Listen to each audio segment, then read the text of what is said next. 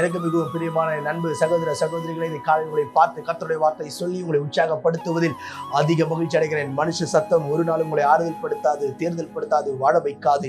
ஆனால் கர்த்தருடைய வார்த்தை நிச்சயம் உங்களை வாழ வைத்து மேன்மைப்படுத்தி உயர்த்தும் என்பதில் எந்த ஒரு சந்தேகமும் இல்லை. கர்த்தர் இந்த நாளை ஆசீர்வதிக்கும்படி நமக்கு கொடுத்திருக்கிற உன்னதமான தீர்க்க தரிசனமான வார்த்தை என்ன என்று பார்ப்போம். அது ஏசாயா 30:19 உனக்கு மறு உத்தரவு அருளுவார் என்று கர்த்தருடைய வார்த்தை இன்றைக்கு உங்களை தேடி வருகிறது. பிரியமானவரே, உனக்கு மறு உத்தரவு கர்த்தர் வார்த்தை அருளுவார் என்று வேதம் சொல்லுகிறது.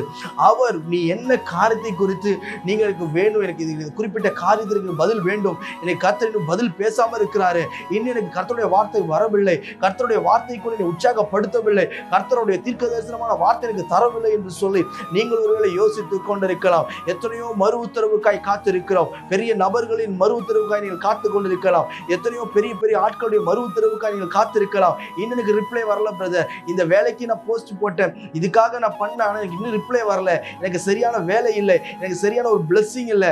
ஆனால் இன்றைக்கு கர்த்தர் உங்களுக்கு மறு உத்தரவை நிச்சயம் அருளுவார். நீ விரும்புகிற இடத்திலிருந்து, நீ விரும்புகிற காரியத்திலிருந்து, நீ விரும்புகிற எதிர்காலத்திலிருந்து உனக்கு மறு உத்தரவை கொடுத்து அவர் உன்னை மேன்மைப்படுத்த அவர் போதுமானவராய் இருக்கிறார். கர்த்தர் நமக்கு மறு உத்தரவை தருகிறார் என்று சொன்னால் அவர் எப்படிப்பட்டவராய் இருக்கிறார் என்று வேதம் சொல்லுகிறது.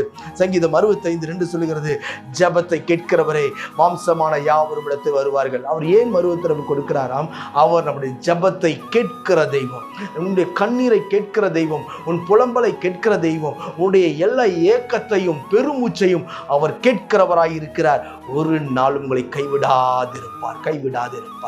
ஒருவேளை மனிதர்கள் எல்லாம் உங்களுடைய சத்தத்திற்கு செவி அடைத்து ஓடலாம். ஐயோ இவங்கிட்ட பேசலாம், புலம்பலா இருப்பாங்க, இவங்க எனக்கு ஒரே தலைவலியா இருப்பாங்க, ஏதோ ஒரு தேவை நிமித்தமா எனக்கு ஃபோன் பண்ணிட்டே இருக்கிறாங்க அப்படின்னு சொல்லி ஒருவேளை உங்களுடைய ஃபோன் காலை கூட அவாய்ட் பண்ணிட்டு போகலாம். ஆனால் நீ எப்பெல்லாம் நீங்க இருக்கிற இடத்துல இயேசுவே என்று கூப்பிடுகிறீர்களோ, நீ கூப்பிடுகிற இடத்திற்கு ஓடி வந்து உங்கள் அருகே நின்று கலங்காதே, பயப்படாதே என்று சொல்லி உங்களை உற்சாகப்படுத்துகிற கர்த்தர் உங்களோடு கூட இருக்கிறார்.